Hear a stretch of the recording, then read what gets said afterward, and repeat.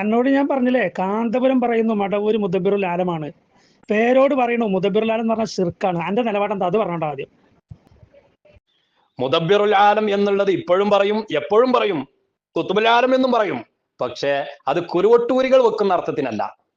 കുരുവട്ടൂരികൾ മുദബ്ബിറുൽ ആലം എന്ന് പറഞ്ഞാൽ ആലം 18,000 ഭരിക്കുന്നതും നിയന്ത്രിക്കുന്നതും മടവൂർ ശൈഖുന തന്നെ എന്ന് പറഞ്ഞിട്ട് ആ അധികാരം കിട്ടിയത് മൊബൈൽ ഫോൺ ഒരാൾക്ക് കിട്ടിയതുപോലെയാണ്, വീട് മറ്റൊരാൾക്ക് ഉണ്ടാക്കി കൊടുത്തതുപോലെയാണ്. മൊബൈൽ ഫോൺ ഒരാൾക്ക് കൊടുത്താൽ പിന്നെ ആ കൊടുത്ത ആ കയ്യിൽ ഒരു അധികാരമില്ലല്ലോ, അത് സ്വിച്ച് ഓഫ് ആക്കലോ ഓൺ ആക്കലോ ഒക്കെ പിന്നെയും കൊടുത്ത ആളല്ലല്ലോ, അത് കിട്ടിയ ആളല്ലേ. അപ്പൊ ഈ കൊടുത്താക്ക് പിന്നെ അതിൽ ഒരു അധികാരമില്ല എന്നതുപോലെ അള്ളാഹു തആല നിയന്ത്രണം കൊടുത്തു. ഇപ്പം ആലം 18,000 ഭരിക്കുന്നതും നിയന്ത്രിക്കുന്നതും മടവൂർ ശൈഖുന തന്നെ ആനം ഫാനൻ നിയന്ത്രിച്ചു കൊണ്ടിരിക്കുകയാണ്. ആ അർത്ഥത്തിലുള്ള മുദബ്ബിറുൽ ആലം എന്ന് കുരുവട്ടൂരികൾ പറഞ്ഞപ്പോൾ ബഹുമാനപ്പെട്ട പേരോട് ഉസ്താദ് ആ അർത്ഥത്തിൽ മുദബ്ബിറുൽ ആലം എന്ന് ഉപയോഗിക്കുന്നത് ശിർക്കാണ് എന്ന് സ്വന്തം വകയിൽ പറഞ്ഞതല്ല. ബഹുമാനപ്പെട്ട ഇമാം തഫ്താസാനി റഹ്മത്തുള്ളാഹി അലൈഹി അവർ പഠിപ്പിച്ചതാണത്. അതാണ് ബഹുമാനപ്പെട്ട പേരോട് ഉസ്താദ് പറഞ്ഞത്.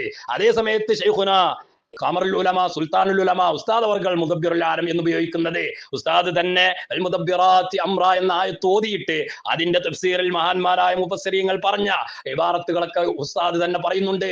ആ അർത്ഥത്തിൽ ആലമിലെ മുദബ്ബിർ, ആലമിലെ കുത്തുബ്, ഓരോ വിഷയങ്ങളും ഇവിടെ നിയന്ത്രിച്ചു കൊണ്ടിരിക്കുന്നത് അത് ഇത്തരം മഹാന്മാരായ ആളുകളിലൂടെയാണ്.